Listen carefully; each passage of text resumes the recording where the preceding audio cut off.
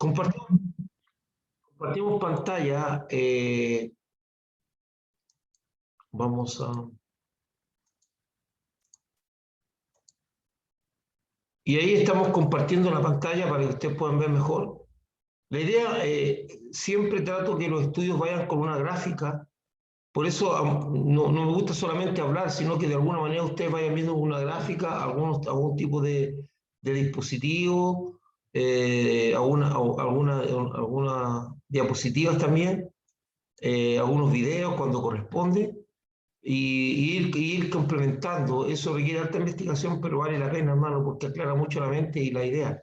Entonces vamos al estudio de 38 del Evangelio de Marcos, y vamos a leer lo que dice. Bueno, siempre pongo esto como introducción, que su autor es desconocido, que abarca del nacimiento de Jesús hasta su muerte y su resurrección, y que el Evangelio fue escrito en el año 60, 70 después de Cristo. Entonces Marcos 9:30 al 37. Leo, dice: habiendo salido de allí, caminaron por Galilea y no quería que nadie lo supiese. Interesante, dice, caminaron por Galilea y no quería que nadie lo supiese. Porque ahí, ese porque es el que da la razón de por qué Jesús no quería que nadie lo supiese. Ese porque que está ahí es fundamental para poder entender las cosas un poquito mejor. Dice, porque dice, enseñaba a sus discípulos y le decía: el Hijo del Hombre será entregado en manos de hombres, y le matarán, pero después de muerto resucitará al tercer día. Pero ellos no entendían esta palabra y tenían miedo de preguntarle. Aquí hay varios elementos de poder comprender eso de no entender, de tener miedo. Llegó a Capernaum y cuando estuvo en casa les preguntó: ¿qué disputabais en el camino? Mas ellos callaron, porque en el camino habían disputado. No usa la palabra discutido, dice disputado entre sí. ¿Quién había de ser el mayor? Entonces él se sentó y llamó a los 12 y les dijo: si alguno quiere ser el primero, será el postrero de todos y el servidor de todos. Y tomó un niño y lo puso en medio de ellos, y tomándole en su brazo les dijo: el que recibe en mi nombre a un niño como este, me recibe a mí, y el que a mí me recibe, no me recibe a mí, sino al que me envió. Veamos no deja de ser significativo las veces que Jesucristo en forma directa anuncia su muerte y su resurrección, y la total confusión que provocan sus discípulos estas palabras. Porque los discípulos también son afectados por las ansias de poder, en el sentido de que cuál de ellos será el jefe, el que estaba a cargo de este movimiento, el que estará a cargo de este movimiento revolucionario. No entienden que el reino no es de este mundo. Entonces, cada vez que Jesús dice que va a hablar, dice que que va a morir y a resucitar, ellos quedan confundidos. Y ahí vamos a ver cuál es el motivo de la confusión. Porque son las expectativas. Cuando la gente llega a Jesucristo, muchos llegan con distintas expectativas. Por eso nosotros tenemos que tener cuidado, porque nosotros no somos los encargados de generar y sembrar expectativas entre las personas. Nosotros no sembramos expectativas. Nosotros no sembramos ninguna expectativa. Nosotros dejamos que el Espíritu Santo haga la obra. Entonces, cuando la gente llega y nosotros hemos sembrado expectativas a las personas, ellos creen que se van a cumplir esas expectativas. Por ejemplo, si usted le dice o le da a entender a la persona que en el Evangelio la persona no va a tener ningún problema, esta persona espera que su vida como cristiano sea una vida lisa y llena de puras cosas agradables. No espera ninguna cosa de ese tipo. Entonces, los discípulos tenían sus expectativas. Ellos tenían una expectativa de lo que era hacia el reino. Y ahí vamos a ver una expectativa muy terrenal. Entonces, cuando Jesús les dice de la muerte y resurrección, no están sus expectativas. Y no lo logran entender. Eso es súper importante, esto que le estoy diciendo. ¿Cuál es el principal enemigo de la enseñanza? ¿Cuál es el principal enemigo de las transformaciones que deben tener las personas? ¿Por qué algunos cristianos no son transformados? ¿Por qué a algunos cristianos les cuesta mucho ser transformados? Porque el principal enemigo que tiene la enseñanza es el prejuicio. Es cuando yo tengo una idea de las cosas y no estoy dispuesto a cambiarla. Me centro en eso, no estoy dispuesto ni siquiera a considerar que podría estar equivocado. Entonces, muchas de las personas, incluso algunas veces, hay personas que tienen forma de ser muy complicadas, que alteran a todo el mundo, que hacen que la convivencia sea re difícil, conocen la palabra de Dios, que habla de un carácter gentil, afable, conocen la palabra de Dios que dice que debemos tratar a la mujer como vaso frágil, conocen la palabra de Dios con respecto al respeto, conocen muchas cosas que dice la palabra de Dios, la conocen, pero ellos están bajo sus prejuicios de cómo son y no están dispuestos a cambiar. Entonces la palabra no penetra, no permea, no hace algo, hace cambios, los cambios que tenga que hacer. Entonces cuando yo voy y me presento a Dios, que es lo que pasa con la mayoría de los religiosos, me presento a Dios con un pensamiento predeterminado y sin considerar que Dios podría cambiar ese pensamiento, es muy difícil que cambie. Entonces el prejuicio, la idea anticipada, si yo tengo una idea de cómo es Cristo y de lo que debiera ser el Cristo, no voy a cambiar nunca. Entonces, aquí no se trata de las convicciones, porque las convicciones son el fruto, la convicción es el fruto de una meditación profunda, de un diálogo con Dios, de pelearse con Dios, de discutir, de poner en duda. Y después, cuando usted ha pasado por todo un proceso de profundización, usted llega a una convicción. Aquí no estoy hablando de convicción, aquí estoy hablando de enfoque, pensamiento, prejuicio, que impiden los cambios. Nosotros estamos llenos de prejuicios, llenos. Y lo que hacemos, y cuando somos expuestos en nuestros prejuicios, o somos expuestos en nuestros valores errados, o en nuestra idea errada, o nuestros propios prejuicios nos llevan a cometer errores, generalmente la persona tiene a un culpable. Siempre otro es el culpable. Siempre, nunca somos capaces de entender que nosotros podemos estar errados y reconocer que estamos equivocados. No siempre hay un culpable. La persona que siempre busca un culpable en otro no va a cambiar nunca. No va a cambiar. Y su vida siempre se va a arrastrar en la mediocridad. La mediocridad rodea a aquel que siempre tiene un enfoque de culpar a otros, porque no tiene cero posibilidad de cambio. Y eso es lo que pasa. Marcos 9:30-31 dice, habiendo salido allí, caminaban por Galilea y no quería que nadie lo supiese, porque enseñaba a sus discípulos y le decía, el Hijo del Hombre será entregado en manos de hombres y le matarán, pero después de muerto resucitará al tercer día. Una vez más Jesucristo evita a la gente y se va por Galilea caminando. La Biblia dice que la razón por la cual Jesucristo evita a la gente, que la gente sepa dónde está, es porque ha determinado ese tiempo para enseñar a sus discípulos. Jesucristo sabe que si la gente se entera, perderá la intimidad con sus discípulos, porque las personas se juntarán en multitud y no podrá seguir enseñándole. Este es el modelo ministerial que deben practicar los pastores y líderes.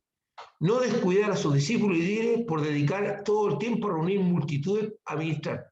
Por la tentación de los ministros o de las personas es la fama, ¿no? Es conseguir que se hablen de ellos, que se digan cosas y reunir. Entonces quieren siempre tener los famosos arenas llenos, su templo lleno, darle tiempo solamente a ministrar en multitudes. Entonces, y ahora, ¿qué otra cosa sacamos de esto? Cuando Jesús toma la decisión de enseñar a sus discípulos, significa que aparta un tiempo. Él aparta un tiempo. Hermano, una de las situaciones más caóticas que ocurren en nuestras vidas, en nuestras relaciones familiares, en las cosas que nos rodean, es lo indisciplinado que somos con nuestros tiempos. Algunas veces no hay tiempo para la familia, no hay tiempo para nada. No hay tiempo, siempre, o sea, las personas no toman un tiempo y lo dedican para, no sé, pues, compartir con alguien, visitar a alguien, a un pariente, ¿no? Compartir con parte de la familia. Y cuando decimos un tiempo dedicado, hermano, de repente observo yo, fuera de que cuando hablamos de un tiempo dedicado, es un tiempo donde yo estoy comprometido con ese tiempo, donde yo lo dedico. Entonces Jesús tomó un tiempo y dijo, esta es mi prioridad, mi discípulo. Y para que esa prioridad se cumpla, nadie debe enterarse que yo ando por aquí. Porque si alguien se entera, yo lo que va a pasar es que va a venir la multitud y yo voy a perder ese tiempo de intimidad. Fíjense la actitud de Jesús. Mi prioridad en este instante, en ese momento, en esas circunstancias, son mis discípulos. Entonces, algunas veces nosotros no tenemos ese sentido. Algunas veces, por cumplir, vamos a dedicarle tiempo a esto que es un tiempo mediocre. Un tiempo sin calidad, sin compromiso, porque a la primera llamada por teléfono salgo corriendo a atender el teléfono, o están algunos con la cosita ahí mientras están conversando con el teléfono. No, hermano, nosotros tenemos que apartar tiempo de calidad. Y si yo me digo, bueno, si este tiempo lo voy a dejar, por decirte una cosa, para jugar con un niño o para jugar o para compartir con una persona que lo necesita, yo digo, le dedico ese tiempo y me meto y demuestro interés y escucho. Escuchar no es lo mismo que oír. Escuchar es oír más entendimiento, más comprensión, más interpretación. Entonces nosotros necesitamos crecer en muchas áreas, hermano. Muchas veces nuestras relaciones las hemos nosotros complicado tanto, las hemos dañado tanto, porque la persona no es tonta. La gente no es tonta. La gente es capaz de darse cuenta dónde estás tú cuando estás con él. Más de alguna vez a usted le ha pasado que estaba conversando con una persona y usted se da cuenta que esta persona estaba con su mente en otro lado, que no le está prestando atención. Y uno no se siente bien, pues alguna vez hasta uno se siente ridículo.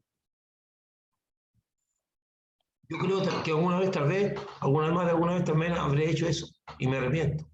Porque uno en la vida tiene que ir creciendo y tiene que ir diciendo, bueno, si voy a dedicar este tiempo, le dedico un tiempo de calidad. Y me encanta la actitud de Jesús.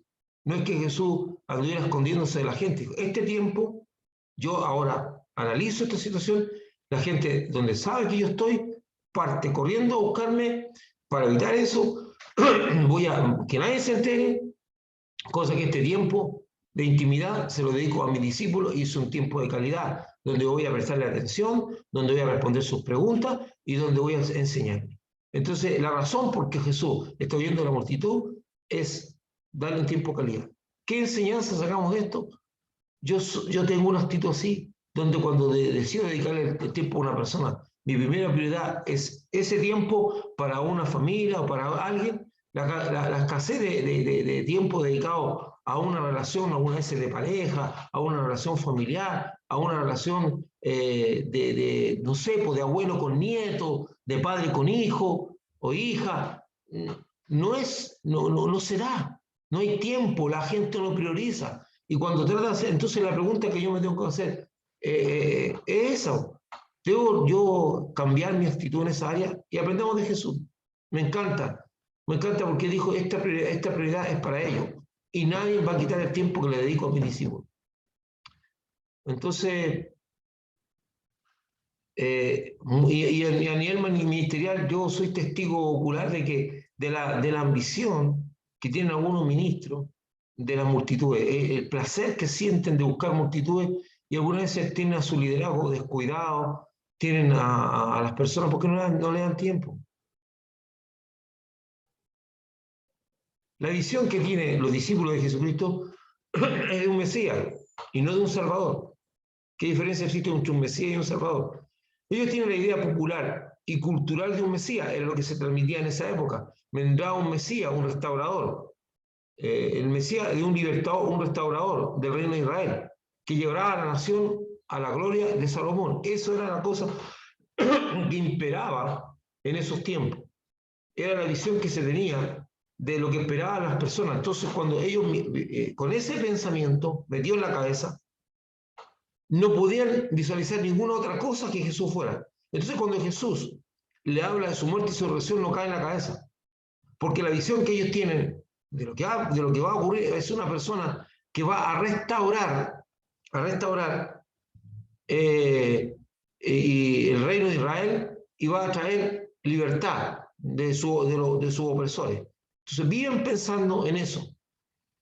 Eso es el concepto de Mesías. No logran ver que Él salvará a su pueblo de sus pecados. De sus pecados, no en sus pecados.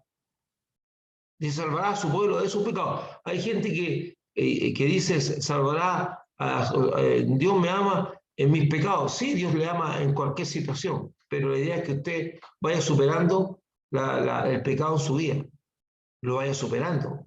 No significa que usted de la noche a la mañana va a llegar a un proceso de santificación, pero su meta espiritual debería ser la santificación. Entonces salvará a su pueblo de sus pecados. Y para eso es necesario que Jesucristo muera y resucite. Y es lo que el Señor les anuncia. Pero su muerte predispuesta, ¿no? Pero su mente predispuesta no permite la revelación del Cristo resucitado. No lo ven. Aunque lean la Escritura. Porque hay una mente predispuesta. Por eso digo yo que una de los enemigos más grandes que tiene es cuando usted, y lo que lo hace casi inenseñable, es cuando usted tiene un pensamiento predispuesto en la mente. Esto es así, así. Entonces, cuando usted tiene un pensamiento, una predisposición mental, es muy difícil, es casi imposible que usted pueda aprender. Porque usted dice, esa es mi idea, es la forma que soy, y hay algunos que se jactan de no cambiar. Por eso yo expliqué que hay una diferencia entre una convicción y una idea metida en la mente. ¿Por qué? Porque la convicción es el producto de la reflexión, ahora en el ambiente cristiano, es el producto de la reflexión, es el producto de diálogo con Dios, es el producto de la investigación, es el producto de enojarme con Dios, discutir con Dios, todas esas cosas que pasan en la mente cuando Dios está hablándome de algo.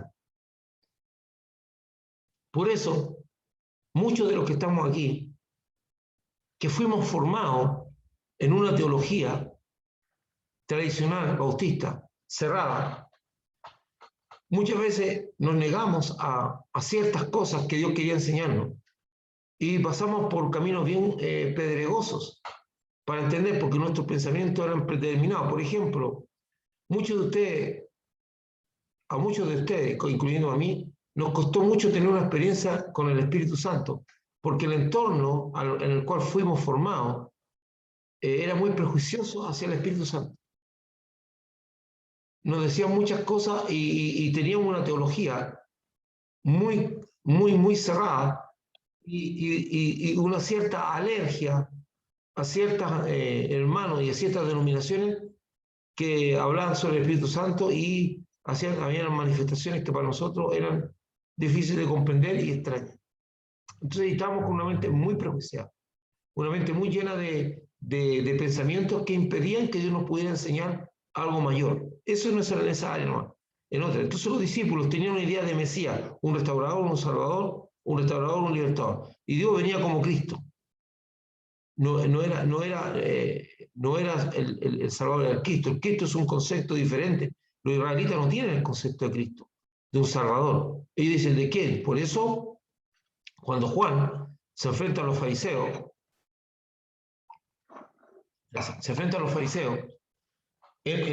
predicando en el desierto, los fariseos van morbosamente a ver lo que está haciendo Juan. No con la idea de escuchar su discurso, no con la idea de querer cambiar. Y Juan capta inmediatamente la situación, porque ellos no tienen un concepto de salvación. Entonces la gente dice que se abalanzaba sobre Juan para ser bautizado, porque Juan dice, arrepentíos porque el reino de los cielos se ha acercado. Entonces habla de arrepentimiento, habla de que viene uno más grande que él, y que dice, y que el cual lo bautizó con el Espíritu Santo y fuego. Entonces empieza a generar la expectativa del pecado del cual el pueblo no era, y que todo lo que solucionaba, a ver, Dios demostró que las leyes no son suficientes para reprimir y para cambiar conductas pecaminosas. Todo el proceso de Dios, y esto es súper importante, hermano, espero que Dios me dé la capacidad de que usted lo pueda comprender. todo ese asunto del monte Sinaí, de las leyes, de la gloria de Dios, no tenían el propósito de transformar el pueblo, sino que demostrarle al pueblo, demostrarle a la humanidad entera, que la ley no es suficiente para cambiar las personas. La ley no es suficiente para impedir los delitos, que es lo que pasa ahora. Y pasa ahora con el movimiento feminista, que no quiere reconocer que aunque haya ley de lo que haya, los femicidios, la muerte de la mujer, siguen estando presentes y aumentando. Es lo mismo que Jesús, que Dios trata de demostrar, la ley no es suficiente. Entonces dice, porque el fin de la ley es Cristo. Entonces usted dice, a ver, vamos a probar las soluciones de ustedes. Vamos a probar las soluciones de ustedes. Porque estas soluciones, aunque después a Dios se trata de genocidio, vamos a probar las soluciones que ustedes plantean. Porque estas soluciones yo las he escuchado. Primera solución. Vamos a exterminar a toda la humanidad y vamos a dejar a un único hombre que sea correcto, recto, y su familia, que es correcta y recta. Vamos a dejar seguro, y ahí vamos a generar una nueva humanidad con personas cambiadas. Es lo que yo he escuchado que pasaría. O sea, ¿por qué Dios no extermina a toda la gente, o saca a todos tus manos y deja a los puros buenos? Después que pasó eso, después del diluvio, usted sabe que no hubo un cambio en la situación. La maldad empezó a surgir nuevamente porque en la naturaleza del hombre había eso. La tendencia al mal. Después, segunda solución, hagamos leyes rígidas que penen duramente y castiguen duramente al infractor, y ahí vamos a ver un cambio de actitud en la gente. El pueblo de Israel estaba lleno de pecado y de hipocresía. Jesús lo demuestra cuando Jesús, el primer golpe seco a la cátedra, espectacular, simple, sencillo, a la hipocresía espiritual y a la hipocresía de conducta, lo da con la mujer que fue tomada en el acto mismo del adulterio. Entonces Jesús, apelando a una fuerte palabra, a un fuerte sentido de poder y autoridad, le dice, aquel que esté libre de pecado sea el primero en lanzar la piedra. ¿Y qué produce? Dice, ellos acusados por su propia conciencia se fueron retirando uno a otro. Entonces Jesús ahora demuestra que, que la ley no es suficiente para cambiar a las personas, que es el problema que tienen ahora en el mundo, que han ido haciendo todo tipo de leyes para saber si la cosa se soluciona, si se disminuye la delincuencia, si disminuye el asesinato, los femicidios y todo eso, y la cosa no anda. Y ustedes saben que las leyes contra los hombres que matan mujeres ahora están más duras, pero sigue habiendo hombres y una gran cantidad de hombres que matan mujeres, entre comillas, o más bien dicho, una gran cantidad, sigue habiendo un asesinato porque la cantidad de hombres que matan mujeres no es tanto como otro tipo de muerte, hay de todo tipo de muerte, un montón de asesinatos, el mundo está lleno de asesinatos. Vamos a algo puntual, no importa si es femicidio o si es de otro tipo de asesinato, los asesinatos no han disminuido porque las leyes son más rígidas. Otro fracaso. Entonces, tío, en una visión excelente, yendo hacia la mente del hombre, porque usted va a encontrar libros que sugieren todo este tipo de soluciones, y usted va a escuchar, dice, ¿por qué Dios no impide esto? ¿Y por qué Dios? Todas esas preguntas, a través de la historia, Dios las fue mostrando.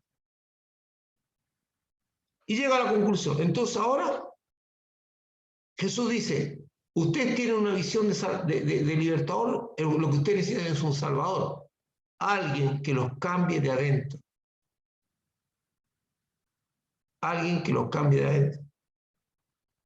Quiera o no se quiera, reconózcase o no se reconozca. Los gobiernos y las sociedades no pueden dejar de reconocer que las personas impactadas por el Evangelio, que han tenido un real conocimiento de Cristo, han abandonado el alcoholismo, han abandonado las drogas, han dejado de asesinar, y eso se ha mantenido en el tiempo.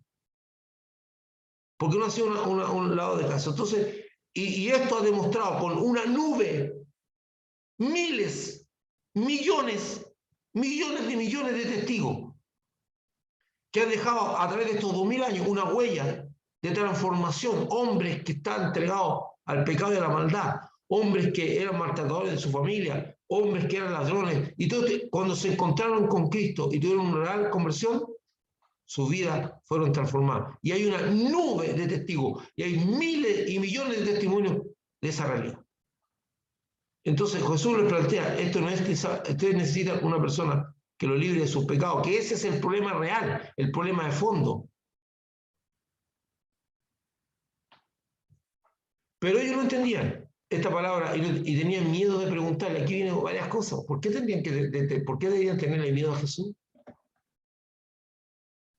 ¿Por qué? Las palabras de Jesucristo, de que es necesario que Él muera y resucite, no las pueden entender los discípulos. El paralelo de Lucas agrega que estas palabras les entristecían. Dice que cuando Jesús les decía estas cosas, ellos se entristecían. Fuera de no entenderlas, algo le latía y que lo llevaba a la tristeza. Por un lado, la Biblia dice que no entendían lo que Jesucristo decía y tenían miedo de preguntarle. ¿Por qué tenían miedo de si Jesucristo nunca dejó de contestar de buen agrado su pregunta, o en realidad el miedo que tenía era su respuesta? Yo soy una persona convencida que ellos tenían miedo a la respuesta que le da Jesús. De la muerte. El tema de la muerte no era algo que ellos querían enfrentar. Hermano, yo, mi vida como ministro, es impresionante lo que afecta el tema de la muerte a la gente en general. Es un tema que no se toca, es un tema desagradable, es un tema... Y el Señor se pasea y se peina con este tema. El Señor lo habla, pero de una manera para acá, para allá. No le importa nada y nosotros arrancándole, como dice, pues sacándole el trasero a la jeringa. No queremos abordar el tema, que es un tema tremendamente liberador. Es un tema que tenemos que enfrentar y definir en nuestro corazón porque nos va a hacer libre. Porque el tema de la muerte genera una sensación de haber terminado, genera de abandono, de separación, de que culminó. No, para Jesucristo no es ese el problema. Entonces Jesús aborda el tema y tienen temor a la respuesta de Jesús. No tienen temor a preguntarle porque Jesús nunca dejó de atenderlo. En Marcos 9:32, y yo voy a Capernaum y nunca estuvo en casa, y cuando estuvo en casa les preguntó, ¿qué disputabais entre vosotros en el camino? Mire, usted puede ver el mapa, dice que estaba Jesús caminando por esa región de Galilea, y a Capernaum, que usted puede ver que Capernaum está cerquita del mar, ¿verdad? Ahí está, no es que está cerquita, es una ciudad costera. Durante mucho tiempo Jesús estuvo caminando, no sabemos en qué área de esta zona azul, caminando para enseñarle a sus discípulos. En esta ocasión llama la atención la forma de enseñar de Jesucristo a sus discípulos, pues lo hace durante la caminata por Galilea.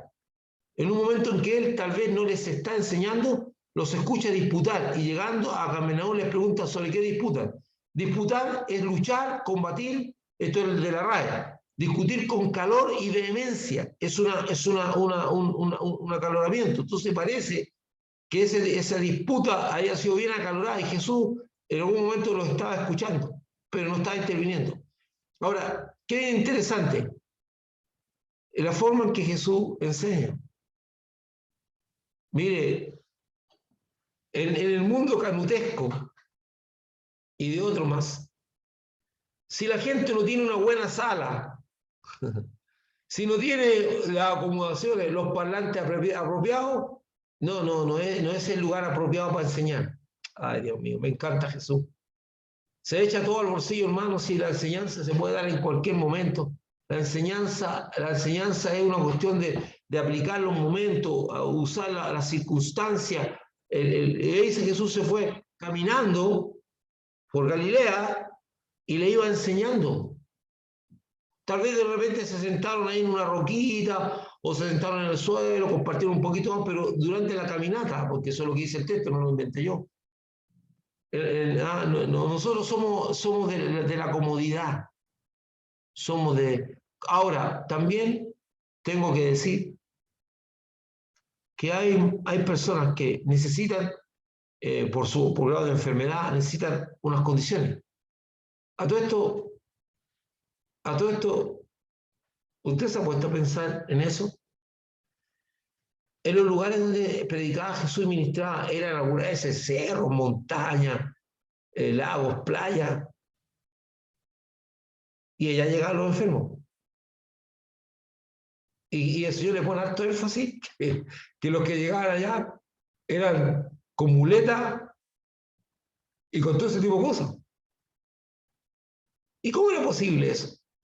¿Cómo era posible una persona que está inválida, que vaya a meterse a eso y se siente a escuchar a Jesús y en condiciones, y los ciegos, y los mancos, y los cojos, y toda esa gente, los leprosos,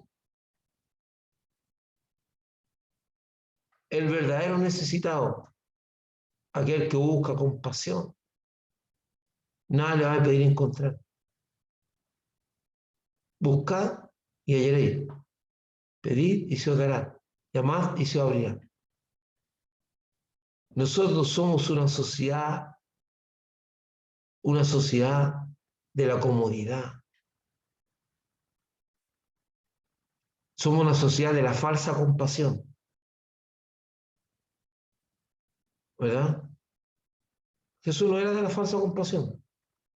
Ahí veía a la gente en condiciones muy, muy especiales. Jesús nunca tuvo lástima de las personas. Tuvo misericordia, pero no lástima. Aún así nosotros tenemos lástima. Oh, llegó esta persona, mira cómo viene, hay que hacer toda una cosa. No, Jesús destacó, dijo, bien, bien, bien. Me alegro del esfuerzo. 4 vinieron para bajar por el techo a una persona. Jesús dijo, oh, pobrecito, que acá, que allá. No, se admiró de la fe de ellos. No dijo, pobrecito. No existe la expresión. Hermanos, nosotros no debemos no debemos repartir lástima. Ninguna persona debemos mirarla con lástima. Debemos mirarla con misericordia, con compasión también. Tenemos mucho que aprender del Señor.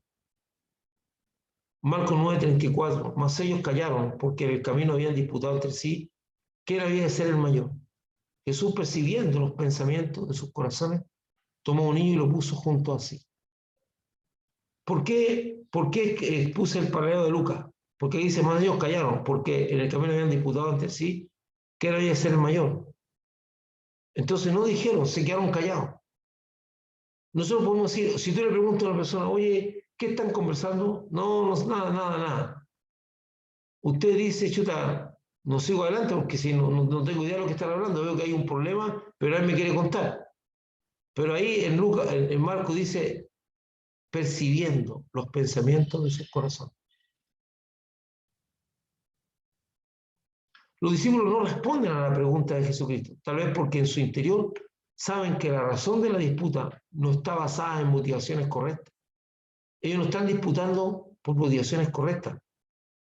Lucas 9:47 dice que Jesucristo, percibiendo los pensamientos de sus corazones, entiende que el motivo de la disputa es quién será el que liderará el grupo y estará por sobre los demás. Los discípulos no escapan de la tentación de las ambiciones personales. Y en este caso, la de tener una posición de privilegio para ser servido y honrado. Eso es. ¿Por qué? ¿Por qué podemos nosotros entender esto? Porque cuando Jesús habla de los invitados a una boda o a una fiesta, dice, no ocupe el primer asiento de honra, porque lo que procuraba la gente en ese tiempo era ser honrado y ser servido. Jesús, a través de esa pequeña historia de que él ocupa los primeros asientos, siéntate atrás, para que sea... Entonces, lo que está diciendo Jesús es que para la cultura de la época le gustaba a la gente ocupar los primeros lugares de honra, y no solamente eso, sino que también el ser servido en forma privilegiada. La naturaleza humana está en todo lugar, hermano. Quiero hacerle entender que usted nunca va a dejar de luchar con la naturaleza humana. La llevamos dentro. Nosotros no somos mejores que las personas del mundo. Nosotros no somos mejores que nadie. Como dice Pablo, ¿acaso dice Pablo en una exposición brillante? Dice, ¿acaso nosotros somos mejores que ellos? De ninguna manera. Nosotros luchamos, pero tenemos un Señor que nos centra, a un Señor que nos muestra que eso no es correcto, que nos enseña un camino diferente, un camino más, yo muestro un camino más excelente, un camino diferente. Pero nosotros también tenemos ambición humana, y eso usted lo ve algunas veces en la lucha en la iglesia, por querer tener ciertos privilegios, ciertos cargos. ¿Por qué? ¿Por maldad? No, porque es parte de la naturaleza humana. Es así, así somos. Todos tenemos esas tendencias de alguna u otra manera a algunas otras cosas. A querer ser beneficiado primero, a querer ocupar lugares de preeminencia. Algunas veces eso se manifiesta de alguna u otra manera en las personas. Incluso lo vemos en el actual diario, cuando la gente hace fila, los colados que se meten por ahí, el uso de la institución del pituto, ¿verdad? Me salto todos los trámites legales o las cosas que debo hacer casi todo el mundo porque tengo un pituto, un estado de... Entonces todas las personas quieren gozar del estado de privilegio, la tendencia al privilegio, y eso también lo veo en los cristianos.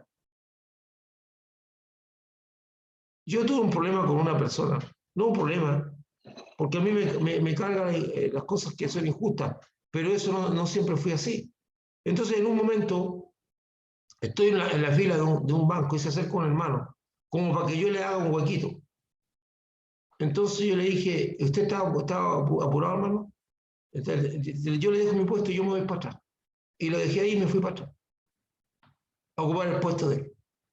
La persona se sintió muy incómoda. Pero no era justo para el resto que estaba haciendo la fila. Y que fue yo la gran disputa que tuve con algunos de mis compañeros en la universidad. Yo hacía un trabajo en la biblioteca por el cual me pagaban, era ayudante. Ese es un trabajito que conseguí, al cual uno postulaba, ahí en el distinto trabajo. Entonces había un momento que te pasaban un cheque, no era gran cosa lo que me pasaba, y llegaba al banco y se instalaba la boletería de la aula magna para que nosotros cobráramos el cheque y no tener que ir a un banco. Y ahí yo veía a los compañeros de izquierda que hablaban de la justicia social, echarse toda la justicia social al bolsillo.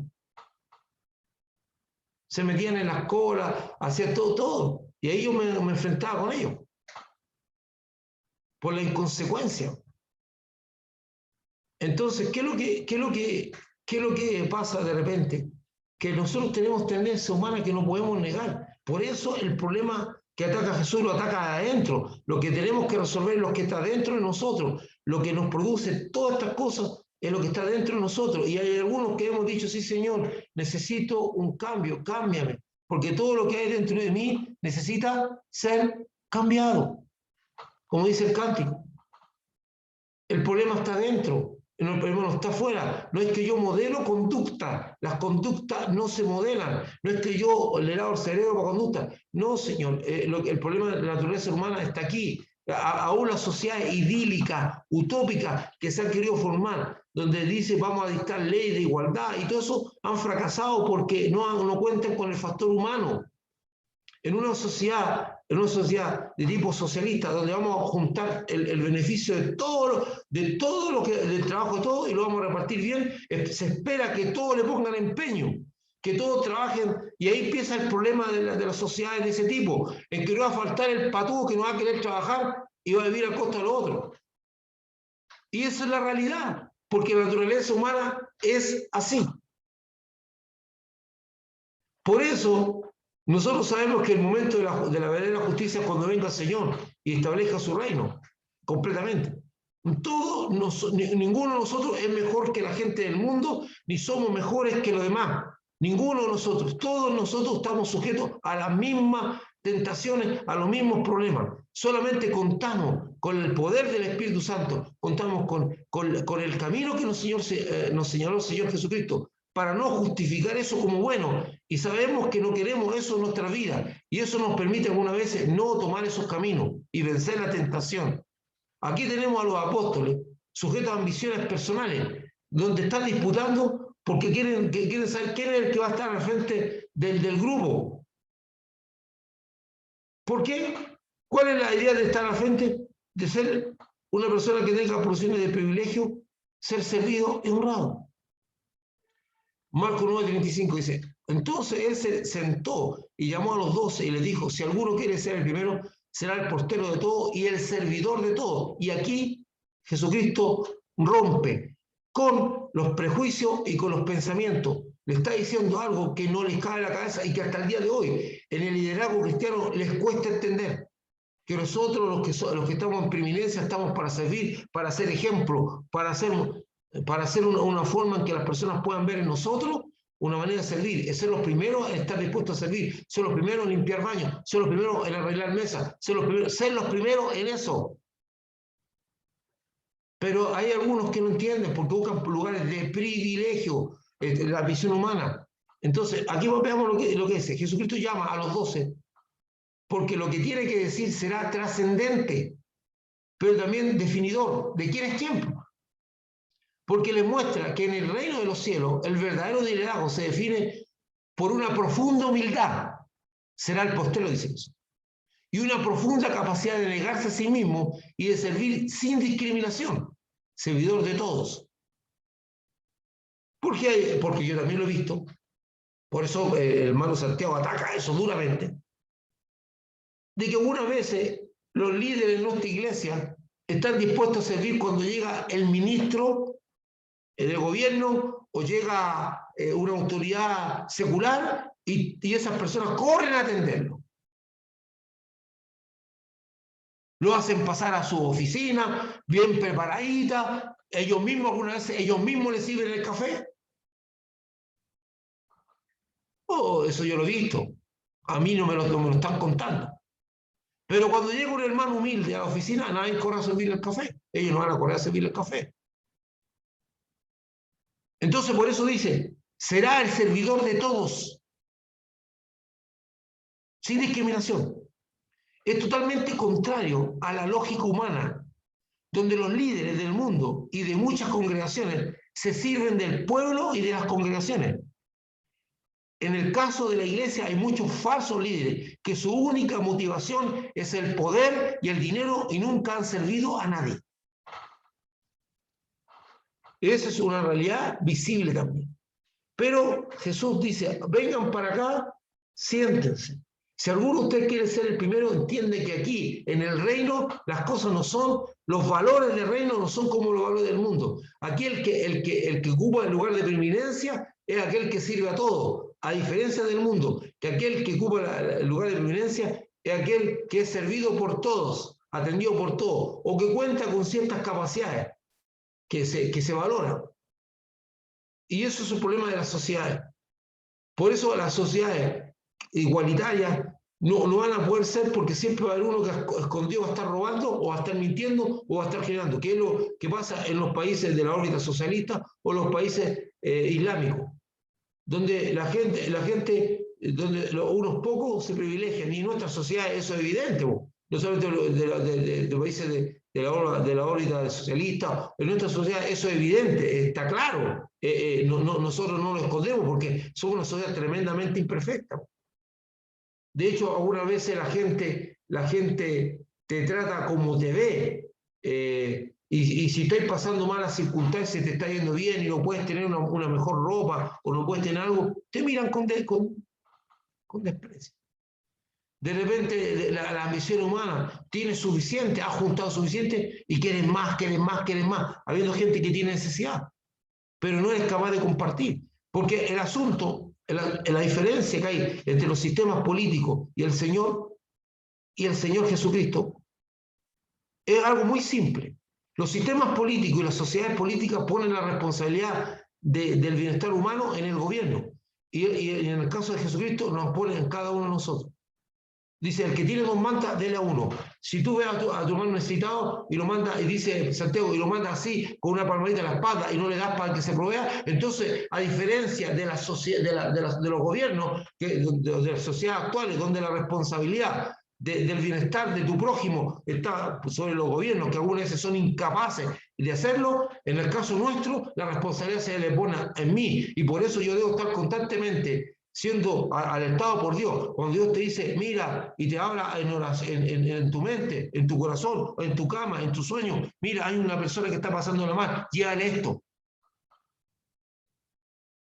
Y te dice. Entonces la responsabilidad está puesta sobre nosotros. Yo tengo que velar por mi prójimo. Yo tengo que velar porque mi prójimo esté bien, que tenga las oportunidades de desarrollarse. ¿Por qué? Porque Jesucristo sabe que el problema está dentro del hombre, no está.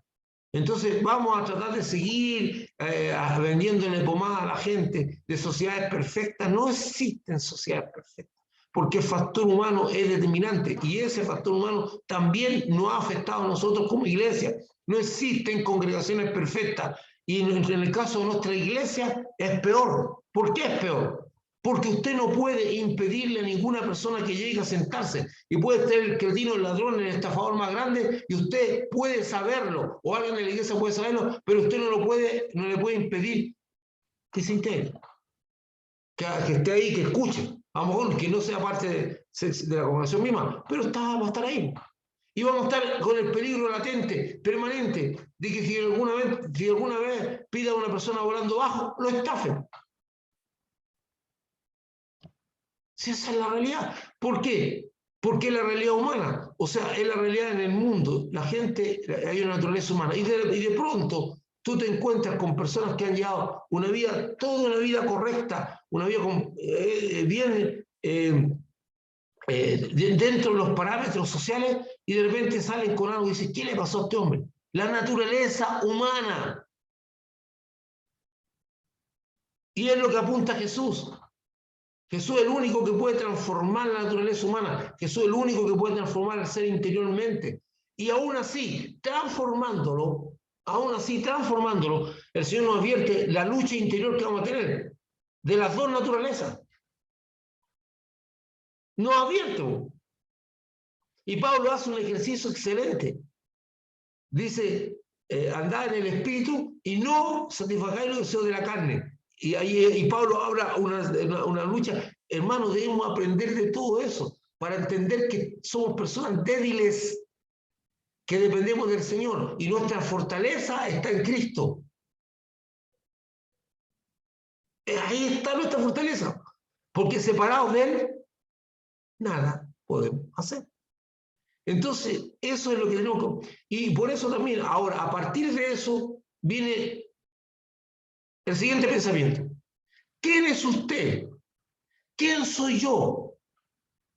¿Quiénes somos para andar juzgando a la gente, sabiendo que somos tan igual como ellos? Deberíamos todos los días darle gracias a Dios cuando terminamos un día sin dar rienda suelta a las ambiciones, a la naturaleza humana. Debemos darle gracias a Dios que nos protegió. Pero no sentirnos mejores que nadie. Nosotros no somos mejores que nadie más. Somos el producto de la misericordia de Dios y de su amor. Somos las personas que lo único, entre comillas, bueno que hemos hecho es haberle abierto el corazón al Señor. Lo único bueno, entre comillas, que hemos hecho. Y tomó un niño y lo puso en medio de ellos, y tomándole en su brazo le dijo, el que reciba en mi nombre a un niño como este, me recibe a mí. Y el que a mí me recibe, no me recibe a mí, sino al que me envió. Voy a leer el paralelo. Y dijo, de cierto os digo, que si no os volvéis, porque aquí no dice volverse, sino que toma un niño. Pero el paralelo dice, si no os volvéis, o hacéis como niño, no entraréis en el reino de los cielos. Así que cualquiera que se humille, como este niño, es el mayor en el reino de los cielos. Me gusta porque los dos pasajes se complementan. Acá dice, y tomó un niño y lo puso en medio, y tomándole en su brazo, le dijo, debe ser un niño pequeñito, porque lo tomó en su brazo. El que reciba en mi nombre a un niño, como este a mí me recibe, el que me recibe a mí, no me recibe a mí solo, sino al que me envió. Los dos pasajes se complementan. Vamos. Jesucristo toma una de las personas más vulnerables de este mundo, un niño. De este ejemplo, Jesucristo muestra varias características que debe tener un líder. Debe ser humilde. Debe ser humilde. A ver, cuando dice que no se humille, la humildad tiene que ver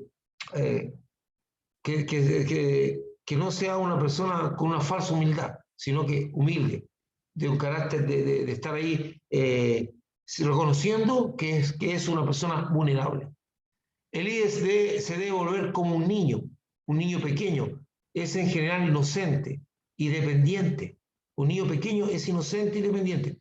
Entonces, cuando hablamos de humildad, vamos a ver eso. Inocente quiere decir sin malicia.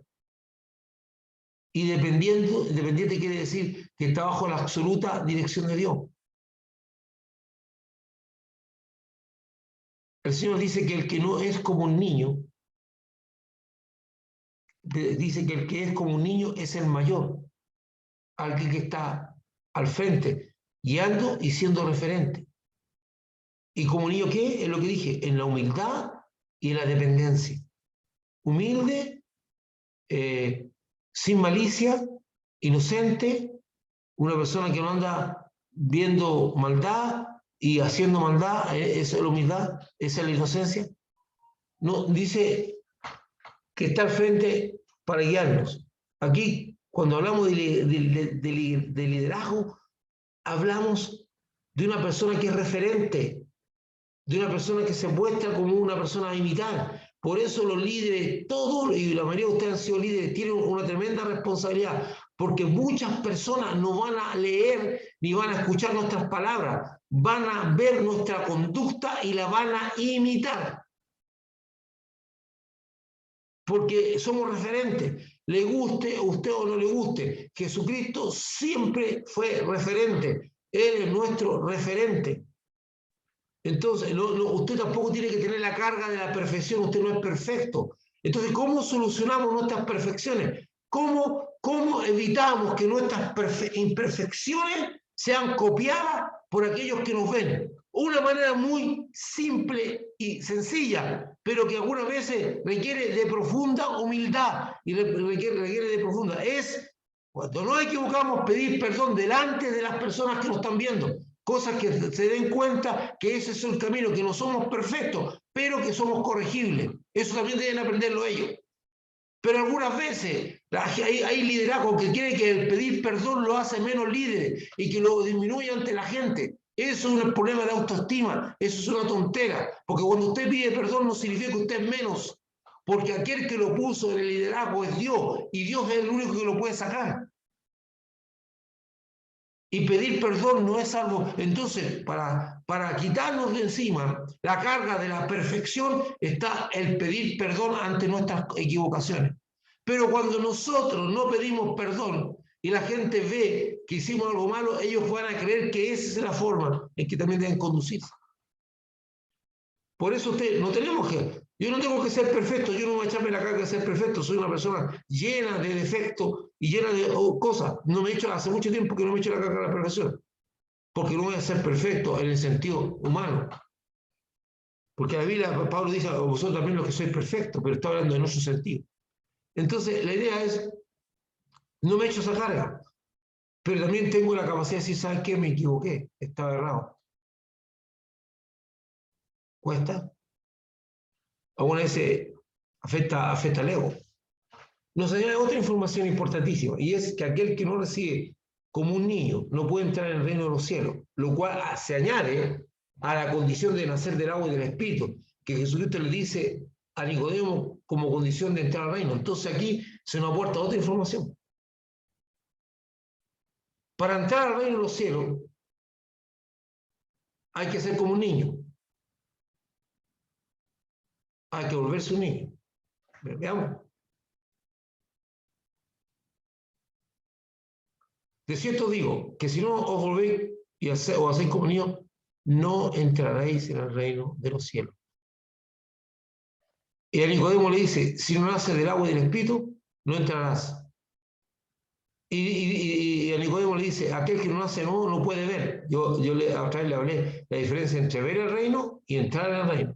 La condición para ver el reino es aceptar a Cristo Jesús como Señor y Salvador. La condición para entrar al reino es nacer del agua y del espíritu.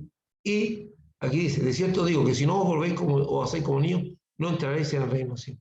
Aquí no se trata de que algunas congregaciones entendieron mal, no sé quién les dijo eso, pero el estudiar la forma del niño es la inocencia, el niño no anda actuando con malicia, con maldad. Estudia un niño, pues, estudia las características que es como un niño no actúa de una manera diferente.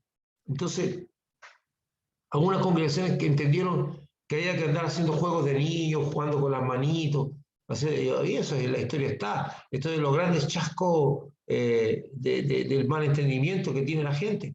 Algunos jugaban, se lo volcaban, se vestían como niños.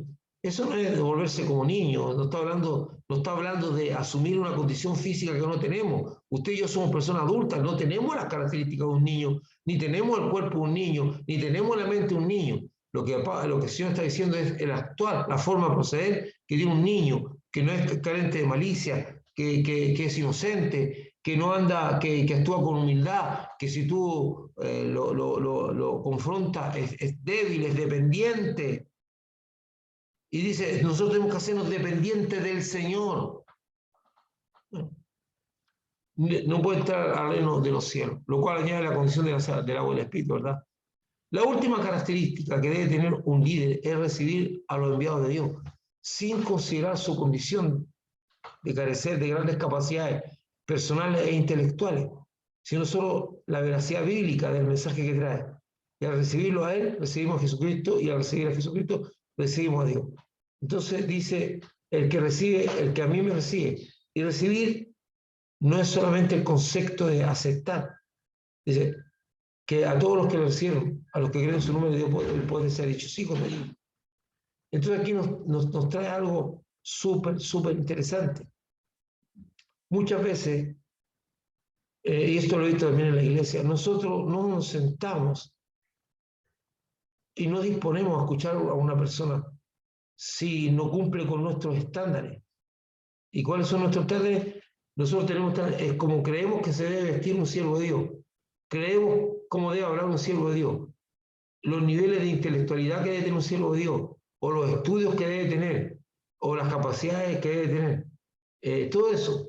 Entonces de repente se sube al púlpito una persona que ni siquiera maneja bien el lenguaje, habla mal, y todo esto, a lo mejor, no, o me viene una persona a hablarme del Señor, y como yo veo que no tiene mucho léxico, mucho lenguaje, su vestimenta no es muy ortodoxa o no me agrada su manera, entonces yo lo desecho como mensajero.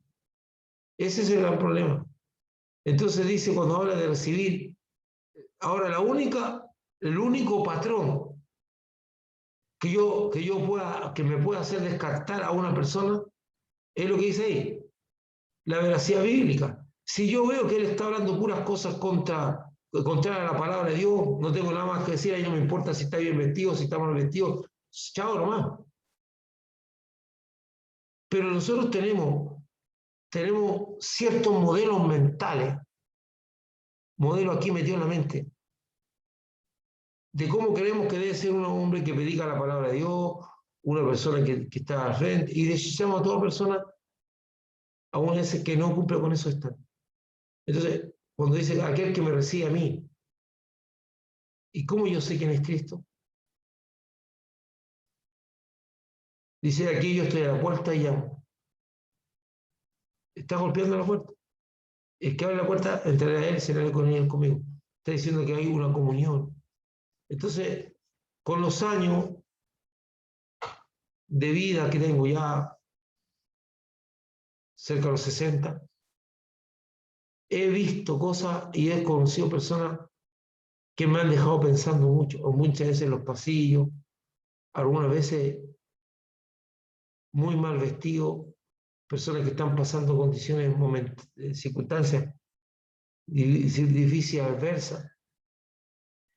Y al escucharlo hablar, yo me quedo pensando, ¿cómo es que este hombre tiene tanta sabiduría? Y no me queda la menor duda algunas veces que son mensajeros de Dios. Tenga cuidado usted en ese sentido. Usted tiene que recibir a Cristo, porque aquel que recibe al mensajero de Dios, recibe a Jesucristo y recibe al Padre. Mi querido hermano, bueno, voy a recomendar rápidamente esto con respecto a la lectura, porque para sacar una enseñanza, ¿verdad? Y dice,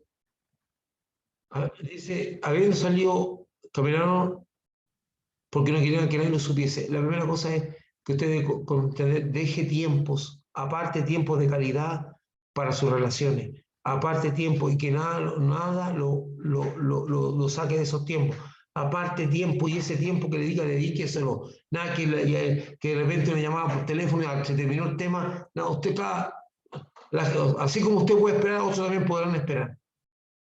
¿Verdad?